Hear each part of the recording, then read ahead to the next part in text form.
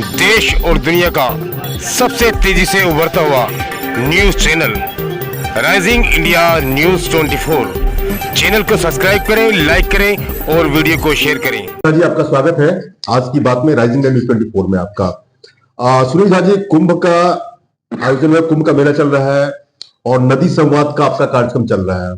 नदी संवाद का भी एक बहुत बड़ा प्रोग्राम आप लोग कुंभ में करने जा रहे हैं, जरा उसके ऊपर प्रकाश डालें, क्या आयोजन है आपका?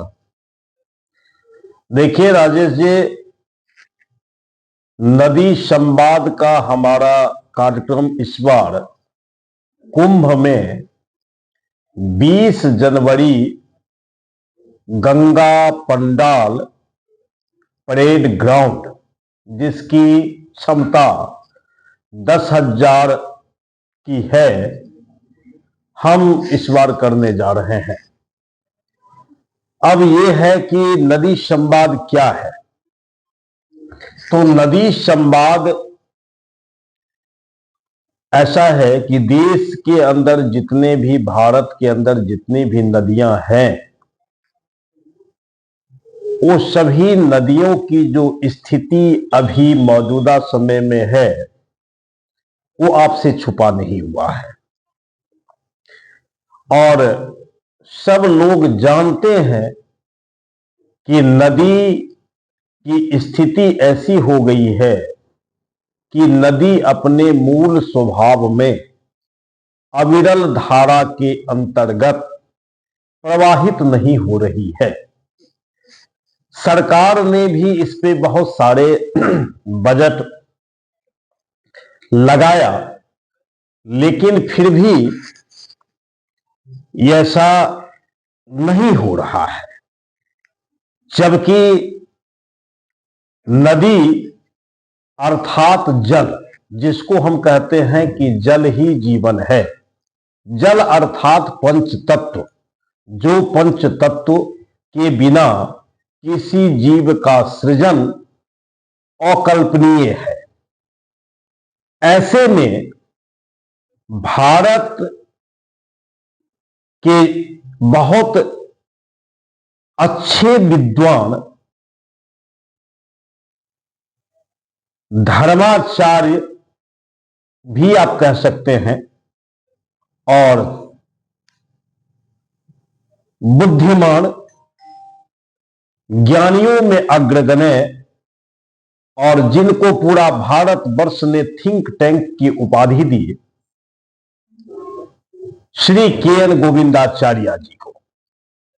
तो के.एन. गोविंदाचार्य जी की प्रेरणा के अनुसार हमारा नदी संवाद का जो कमेटी है उसका गठन हुआ और उस कमेटी में हमारे जीवकांत झा जी संयोजक हैं और बहुत सारे इस कमेटी में राज्यसभा के सांसद भी हैं, शिक्षाविद हैं, बहुत सारे संस्था के पदाधिकारीगण हैं, बहुत सारे विद्वान जन हैं, विद्वत जन हैं। एक इस टीम को गठन करने के बाद हम सबों ने तय किया कि देश में जो पर्यावरण की स्थिति है, जो दूषित है, जिससे जल, जंगल, जमीन, जानवर सबको नुकसान हो रहा है आज के परिवेश में, तो क्यों ना हम लोग नदी संवाद का कार्यक्रम आने वाले कुंभ में किया जाए। उसी को ध्यान में रख करके हमने 20 जनवरी को गंगा पंडाल परेड ग्राउंड कुंभ में ऐसा आयोजन किया है, जिसमें जितने भी धर्माचार्य हैं, महामंडलेश्वर हैं और शिक्षाविद हैं, साथ में पॉलिटिशियन हैं, स्टूडेंट ग्रुप हैं, किसान हैं, जनता जनार्दन हैं, पॉलिटिशियन हैं, उन सबको हमने आह्वान किया है कि आप आए, इस पे हम लोग चिंतन करें, मंथन करें और देश की जितनी भी नदियां हैं उस नदियों पर काम हो, क्योंकि आपने देखा होगा कि नदी के किनारे बहुत सारे कंपनी का, कल कारखाने का पानी उसमें छोड़ा जाता है। बिल्कुल सही कह रहे हैं आप, बिल्कुल। अब उस कारण से क्या होता है, नदी दूषित हो गया। दूसरा, उस पानी को हम यूटिलाइज नहीं कर पाते हैं, उसको उपयोग में नहीं ले पाते हैं।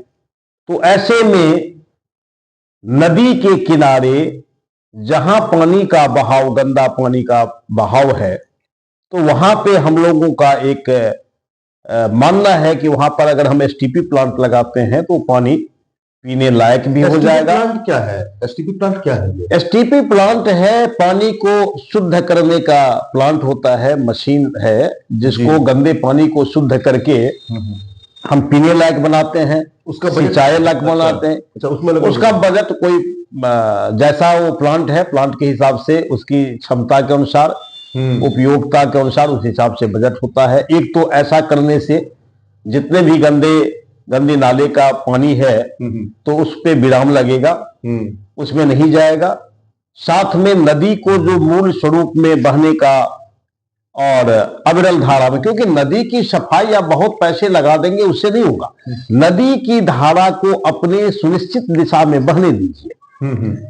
अब देश में गंगा है, भागीरथी है, नर्मदा है, सरस्वती है, जमुना है, हरनंदी है, देश की जितनी भी नदियां हैं, आपने देखा होगा कि सबकी स्थिति बहुत ही दयनीय है। जैसा कि दिल्ली में आपने देखा होगा कि जमुना जी को देख रहे हैं, गाजियाबाद में हरनंदी को देख रहे हैं। जी तो है ही नहीं, ना जमुना जी है ना हरनंदी नदी, नाला बन चुकी है। तो ऐसे में इसी को देश दुनिया को जगाने के लिए आज भारत ऐसा करेगा तो निश्चित रूप से भारत पे जो पर्यावरण का असर पड़ेगा, पर्यावरण शुद्ध होगा, जल शुद्ध होगा, जल जंगल जमीन जानवर सब ठीक रहेंगे, सब अपने मूल स्वभाव में रहेंगे, तभी ना जीव जगत बने रहेगा। धरा पे क्या है, इतनी बड़ी धरती पे सब एक दूसरे के पूरक हैं।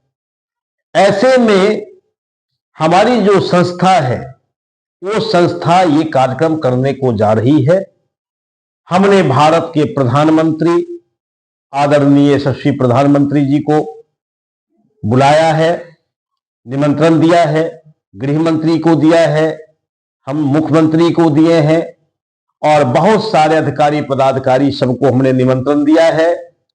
और जितने धर्माचार्य हैं, बागेश्वर सरकार जी हैं, निश्चलानंद सरस्वती आदरणीय महामंडलेश्वर जी सब हैं, ये सबको निमंत्रण दिया गया है संस्था की तरफ से कि वो लोग आएंगे और आकर के अपने लोगों को संबोधित करते हुए इससे होने वाला जो नदी जल दूषित हो रहा है उसका जो कुप्रभाव है उस पे वो लोग अपना मंतव्य और वक्तव्य देंगे और इस विषय पे भारत में काम हो, इसी विषय को लेकर के हमारा ये कार्यक्रम हो रहा है 20 को। अच्छा, एक चीज और बात कह रहा हूं, जैसे महाकुंभ है, महाकुंभ में आप ये आह्वान करके लोगों को जगाने का आपका प्रयास बहुत अच्छा है, बहुत अच्छा है, बहुत अच्छी पहल है। लेकिन ये पर्यावरण जो अशुद्ध हुआ है, नदी को पहले अविरल धारा में बढ़ना चाहिए, वो भी ठीक है। नदी को एक दूसरे जोड़ने का एक प्लान बनाया था अटल बिहारी वाजपेयी ने, मैं उस तरफ दूंगा ध्यान, थोड़ा सा उधर ध्यान दीजिए कि नदी को एक दूसरे से जोड़ने से बाढ़ प्रभावित क्षेत्र का बाढ़ का पानी वो कंट्रोल होता, जहां पेयजल की आवश्यकता है या सिंचाई के लिए पानी की आवश्यकता है वहां पेयजल की और सिंचाई की व्यवस्था के लिए पानी जा सकता था। और जहां आवश्यकता से ज्यादा पानी है, जैसे बिहार का कुछ क्षेत्र रहता है जहां बाढ़ में डूबा रहता है, तो इस चीज को सरकार ने जब रोका तो क्यों आप लोगों ने इसके लिए नदी संवाद के रूप में कुछ कार्यक्रम रखा था इस बारे में, ये इस तरह का कोई प्लान था आप लोगों का? देखिए, जो पहले भारत के प्रधानमंत्री जी का जो स्वर्गीय अटल बिहारी वाजपेयी जी का जो इस विषय पे चिंतन था वो बहुत दूरदर्शी कहना चाहिए। सवाल अब फिलहाल जो मौजूदा समय में हमारी संस्था है वो दलगत भावना से, दलगत की दलदल भावना से ऊपर उठ के, मैं आपको सबसे पहले मैं बता दूं कि हमारा कोई पॉलिटिकल नहीं है, नहीं, इसमें हमारा कोई कांग्रेस बीजेपी सपा बसपा का नहीं है। हमारा तो एक एनजीओ है जो एनजीओ के माध्यम से हमारा प्रेरणा स्रोत श्री के.एन. गोविंदाचार्य जी हैं, श्री बसवराव पाटिल जी हैं संरक्षक, और बहुत सारे देश के बुद्धिजीवी जन जो हर दल से, हर राजनीतिक दल से, हर क्षेत्र से हैं, उनका एक कमेटी है। और ये सारे कमेटी के जो लोग हैं वो इस बात को उठा रहे हैं।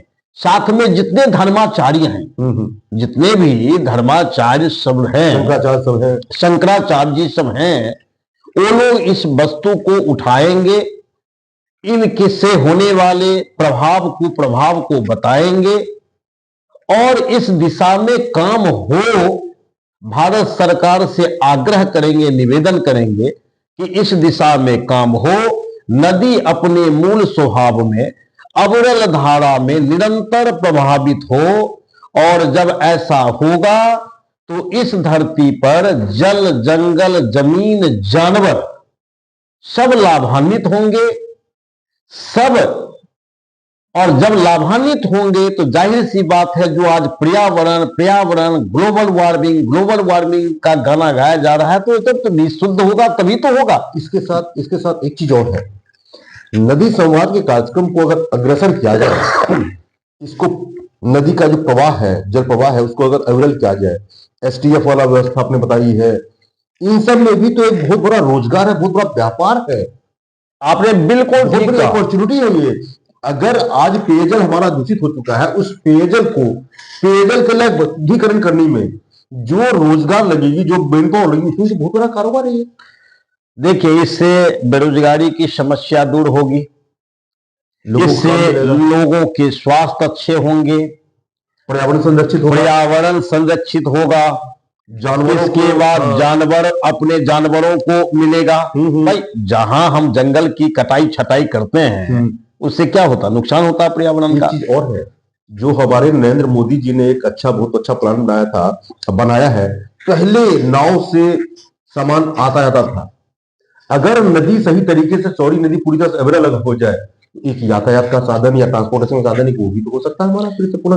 देखिए राजेश जी, मैंने फिर एक बार कहना चाहूंगा, मैं किसी व्यक्तिगत पार्टी की बात नहीं करता हूं जी, पार्टी लोग नहीं, मेरी बात है सरकार की बात सरकार से और समाज की बात समाज से। क्योंकि जल ही जीवन है, देश में नदी नहीं रहेगी इस धरती पे तो जीव नहीं रहेगा, और जब जीव नहीं रहेगा तो इस धरती का कोई वजूद नहीं है। ऐसे में जहां देश की नदियां सब दूषित हो गई रही है, दुरुपयोग लोग कर रहे हैं, उसमें गंदे नाले का पानी बहा करके, और उस पर ध्यान नहीं दिया जा रहा है।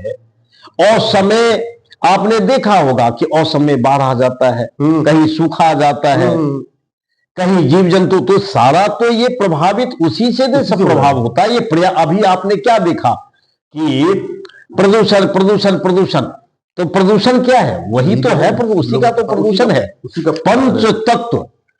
पंच तत्व अगर शुद्ध है तो हम हैं, पंच तत्व शुद्ध नहीं है तो हम नहीं है। तो पंच तत्व का मूल स्वरूप क्या है, जल ही तो पंच तत्व है।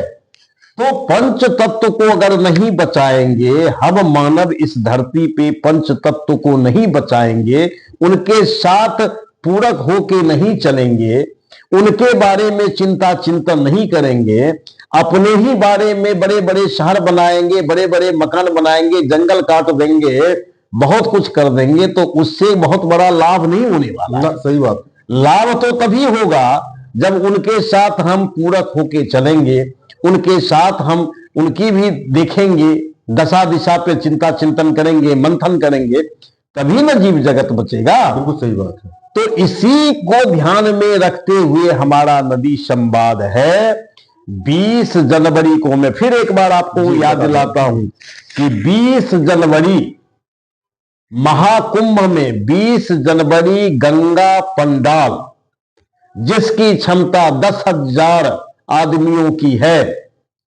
हमारा कार्यक्रम 10 बजे से लेके शाम के 6 बजे तक चलेगा, जिसमें सबको जो आग्रह किया गया है, मंच पे शंकराचार्य जी रहेंगे, बागेश्वर सरकार जी रहेंगे, मुख्यमंत्री रहेंगे, प्रधानमंत्री रहेंगे, गृह मंत्री रहेंगे, सबको हमने बुलाया है और हमने सबको निवेदन किया है कि इस पे आए, चर्चा करें, इसको बचाएं। यही मेरा ये कार्यक्रम है हमारा नदी संवाद का।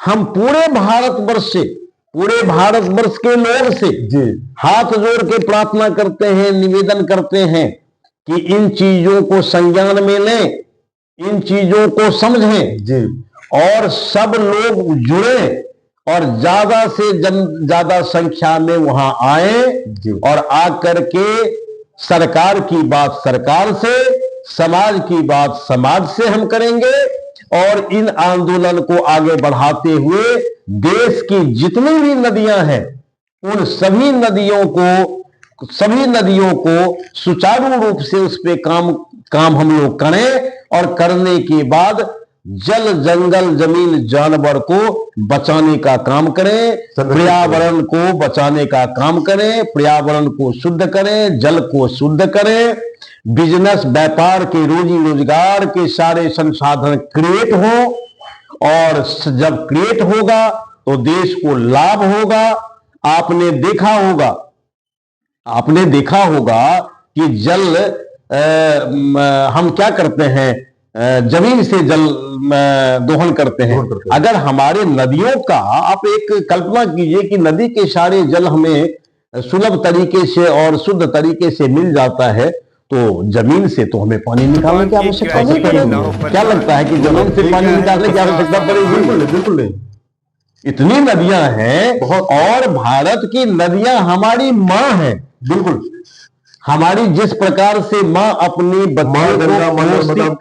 बच्चे को पोसती है, पालती है, उसी प्रकार से नदियां हमें पालती है, पोसती है। वो है तो हम हैं, वो है तभी हम हैं। नदियां हैं तभी हम हैं। तो हम अपनी नदियां को बचाने के अभियान में जब जुड़ेंगे तो एक तरह से हम अपने माँ को बचा रहे हैं, माँ का सम्मान कर रहे हैं, माँ का सम्मान कर रहे हैं, माँ का आदर कर रहे हैं, माँ की सेवा कर रहे हैं। तो ऐसा ये कार्यक्रम है जो हमारे ये जितने भी नेतृत्व करता हैं, हमारे संस्था के लोग, आदरणीय श्री गोविंदाचार्य जी, श्री बसवराव पाटिल जी, हमारे जीवकांत झा जी, हमारे तिवारी जी और जितने भी हमारे संस्था के लोग हैं, भी जुड़े हुए हैं, सब जुड़े हुए हैं, जो पूरे देश से जुड़े हुए हैं। किसी खास दल के नहीं, सब दल के लोग हैं। सब दल से जो बुद्धिजीवी लोग हैं, जो एक टीम बनाया गया है, वो हम लोग कार्यक्रम कर रहे हैं और हम चाहते हैं कि जल्दी से जल्दी इस पे काम हो और जल, जंगल, जमीन, जानवर की रक्षा हो। बहुत बढ़िया, बहुत बहुत अच्छे विचार हैं आपके और मैं चाहता हूं कि आप सभी लोग। अच्छा, एक चीज और मैं बताना चाहूंगा। आप एक कल्पना कीजिए कि भारत में जितने भी नदियां हैं, आपने देखा होगा कि नदी के किनारे शहर में बहुत सारे गांव बस गए, बहुत सारे शहर बस गए। अब ऐसा है कि भारत में जिस हिसाब से जनसंख्या तेजी से बढ़ रहा है, हम उनको चाह करके भी अलग करेंगे तो हमारे पास इतने संसाधन नहीं है कि उनको कहीं और बसाया जाए। अच्छा, नदियां क्या होता है, आपने देखा होगा कि नदी का क्षेत्रफल बहुत बड़ा होता है, बहुत बड़ा होता है। अब उसको अगर मूल स्वरूप में दोनों तरफ अगर हम तटबंध बना देते हैं सही तरीके से, तो गांव का गांव बच गया। तटबंध बनने से क्या हो गया, नदी अपने मूल स्वभाव में बहने लगी, अपने एक सीमित दायरा में बहने लगी, एक नए अपने क्षेत्रफल, अपना एक आकार में बहने लगी और उसके ऊपर जो है रोड का भी निर्माण कर दिया, पुस्ता बना दिया, हमने उस पर रोड का भी निर्माण कर दिया। तो उससे क्या हुआ, यातायात की भी कनेक्टिविटी बन गई, पूरे भारतवर्ष में कनेक्टिविटी बन गई, सब नदी आपस में जुड़ गए, कहीं बाढ़ सुखाड़ का कहीं खतरा नहीं रहा, जो कहीं बाढ़ है तो कहीं सुखाड़ है। तो इस प्रकार से ये कार्यक्रम का मूल स्वरूप जो है वो यही है, और हम इसी बात को लेकर के सभी भारतवासी को से हम आह्वान करते हैं कि वो आए, इस बात से हमारी संस्था से जुड़े और साथ में इनको समझें। और हम संस्था के लोग सरकार की बात सरकार से करेंगे, समाज की बात समाज से करेंगे, और नदियां को अविरल धारा में शुद्ध रूप से आगे बढ़ने की दिशा में हम लोग काम करेंगे। यही हमारा कार्य। बहुत बहुत बढ़िया, बहुत बढ़िया।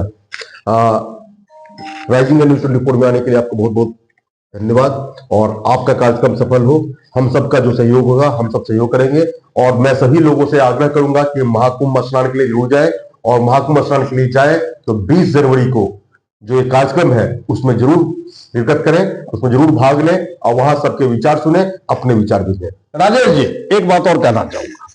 जिस प्रकार से रामचरितमानस में उल्लेख है, रामायण में उल्लेख है कि राम जी जब सेतु बनाए थे तो आपने देखा होगा कि उनकी अपनी सेना लग रही थी। उस पुल के निर्माण में यहां तक कि जीव जंतु जितने लोग थे, प्राणी सब लग गए कि भाई कैसे निर्माण हो, समुद्र पे कैसे पुल बने, कैसे राम जी की सेना आगे जाए। तो समुद्र में पुल बन गया, राम सेतु बन गया। उसी प्रकार से ये कार्यक्रम सिर्फ संस्था का नहीं है, नहीं, समाज का है। ये संस्था का ही मेरा दायित्व नहीं है, ये दायित्व भारतवर्ष के हर व्यक्ति का उतना ही इसमें योगदान होना चाहिए, उतना ही सहयोग होना चाहिए, और उतना ही इंपॉर्टेंट होना चाहिए जितना मेरा है। जी बिल्कुल बिल्कुल। सबका मान बराबर है, ये सबका है, क्योंकि जीवन सबका, जल सबके है। जल किसी का बटा हुआ नहीं है, वो सबका। नदियां किसी का बटा हुआ नहीं है, कोई बांट नहीं सकता है, ये सबका है जी। हर मजहब, हर धर्म, हर धर्म के लिए, हर धर्म, हर मजहब के लोगों का है, सारे जीव जगत का है, यहां तक कि जीव जंतु वनस्पति सबका है, सबका है, सबका है। और मैं सबसे आग्रह अनुरोध इसके लिए मैं करूंगा कि सब इसमें आए, भाग लें, यही हमारी सबों से आग्रह है। मैं बहुत बहुत आपके माध्यम से सभी जनता जनार्दन, सभी देशवासियों को मैं कोट कोट प्रणाम करता हूं और आह्वान करता हूं कि महाकुंभ में आए और इस कार्यक्रम में शिरकत करें, और सरकार की बात सरकार से करें, समाज की बात समाज से करें। दुकान के किराए के लिए ना हो परेशान, अब मिल गया है इसका समाधान।